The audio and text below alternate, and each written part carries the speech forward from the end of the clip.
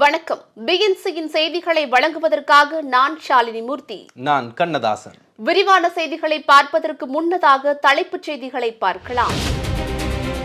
அதிமுக பொதுக்குழுவில் நிறைவேற்றப்பட வேண்டிய தீர்மானங்கள், முன்னாள் அமைச்சர்கள் பரபர ஆலோசனை.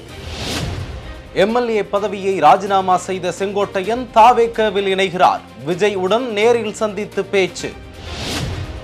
டெல்டா மாவட்டங்களில் கனமழையால் வெள்ளத்தில் மூழ்கிய நெற்பயிர்கள், இழப்பீடு வழங்க கோரிக்கை. உயிரிழந்த 2 கோடி பேரின் ஆதார் எண்கள் நீக்கப்பட்டதாக தகவல். இறந்தவர் பெயரில் நடக்கும் நிதி மோசடியை தடுக்க நடவடிக்கை. நவம்பர் 29ஆம் தேதி அதி கனமழைக்கு வாய்ப்பு. 4 மாவட்டங்களுக்கு ரெட் அலர்ட் எச்சரிக்கை. அதிமுக எப்போதும் மக்களுடன் நின்று நன்மை செய்கிறது. ஸ்டாலின் நீலி கண்ணீர் வடிப்பதாக எடப்பாடியார் குற்றச்சாட்டு.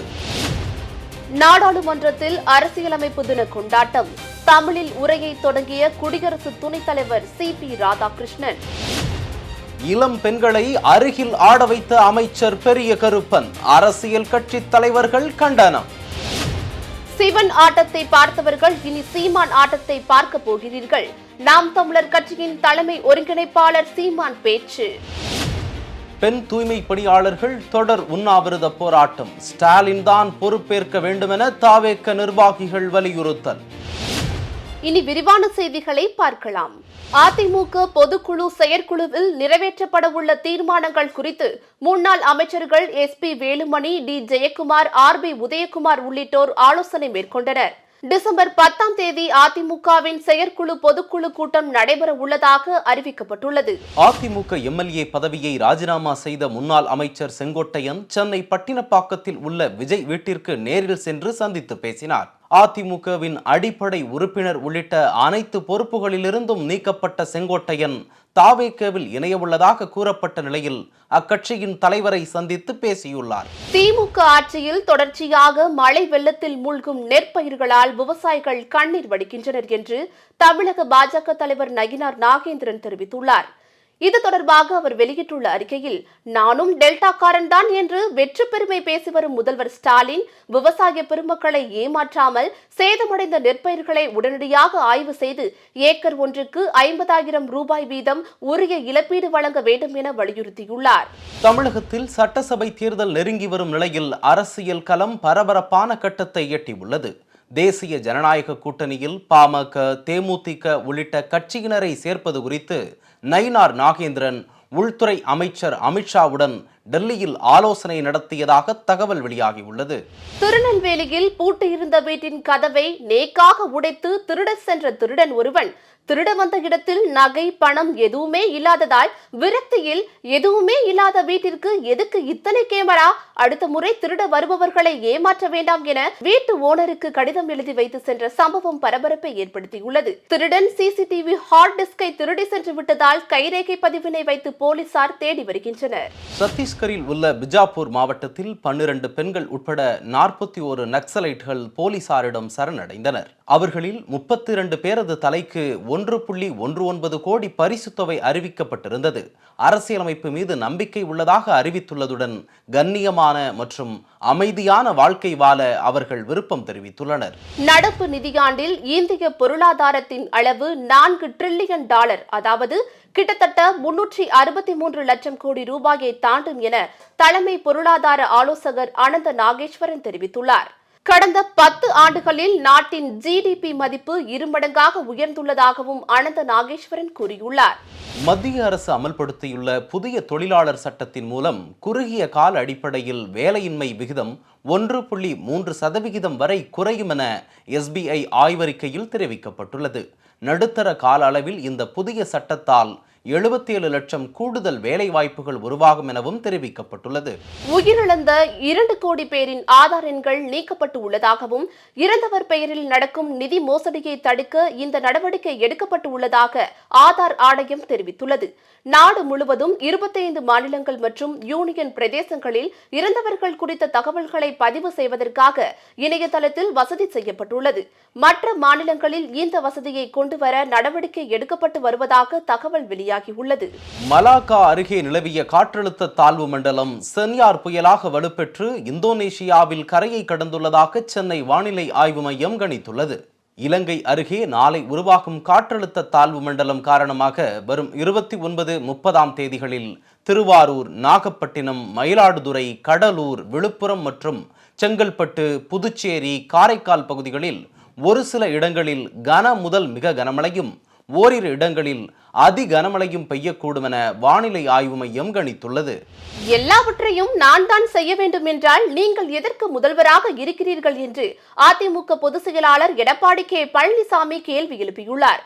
அதிமுக எப்போதும் மக்களுடன் நின்று மக்களுக்கு நன்மை செய்து வருகிறது. நீங்களோ நீலிக்கண்ணீர் வடித்துக் கொண்டு மக்களுக்கு எந்த நன்மையும் வந்துவிடக் கூடாது என்பதில் தெளிவாக உள்ளீர்கள் என்று கூறியுள்ள எடப்பாடி கே பழனிசாமி அவர்கள் இப்போது சொல்லுங்கள் யார் துரோகி என்று அறிக்கையில் குறிப்பிட்டுள்ளார். நாடாளுமன்றத்தில் நடைபெற்ற அரசியலமைப்பு தின நிகழ்ச்சியில் பேசிய துணை குடியரசுத் தலைவர் CP ராதாகிருஷ்ணன் தமிழில் தனது பேச்சை தொடங்கினார். தாயின் அன்பாய், தந்தையின் அறிவாய், குருவின் ஒளியாய், தாயாய், தந்தையாய், குருவாய், தெய்வமாய் நாம் அனுதினமும் வழிபடுகிற இன்றைய புனித பாரத அன்னையின் பொற்பாதங்களை முதற்கண் பணிந்து வணங்குவோம் என்று கூறி தன் முதல் உரையை தொடங்கினார். சிவகங்கையில் நடைபெற்ற உதயநிதி பிறந்தநாள் விழா மேடையில் நடனம் ஆடிக்கொண்டிருந்த இளம் பெண்களை தனது அருகில் ஆட சொல்லி கூட்டுறவுத்துறை அமைச்சர் பெரிய கருப்பன் ரசித்த வீடியோ சமூக வலைதளங்களில் அதிகம் பகிரப்பட்டு வருகிறது. இதுதான் பெண்களை மரியாதையாக நடத்தும் அரசா என கண்டனம் தெரிவித்துள்ள பாஜக MLA வானதி சீனிவாசன், திமுக அரசு தரம் எவ்வளவு தாழ்ந்திருக்கிறது என்பதற்கு பெரிய கருப்பன் செயலே சாட்சி என்று விமர்சித்துள்ளார். சிவன் ஆட்டத்தை பார்த்திருப்பீர்கள், அதையும் சினிமாவில் தான் பார்த்திருப்பீர்கள். சீமானின் ஆட்டத்தை இந்த களத்தில் பார்ப்பீர்கள் என்று நாம் தமிழர் கட்சியின் தலைமை ஒருங்கிணைப்பாளர் சீமான் கூறியுள்ளார்.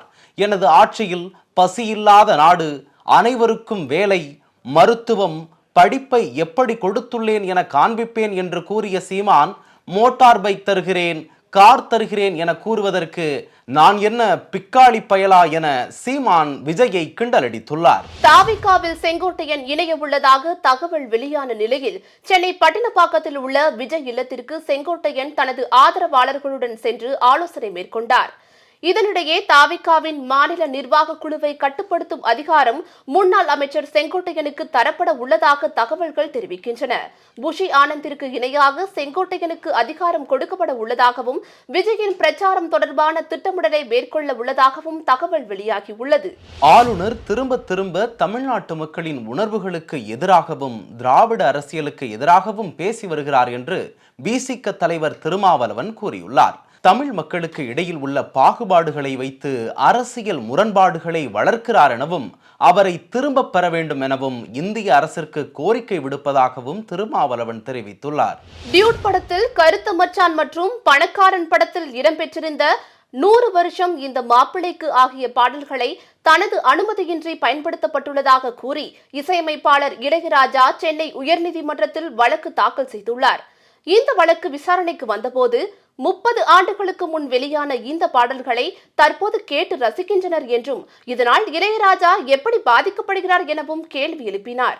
பழைய பாடல்களை பயன்படுத்துவது தற்போது ட்ரெண்டாகி வருவதாகவும் நீதிபதி குறிப்பிட்டுள்ளார்.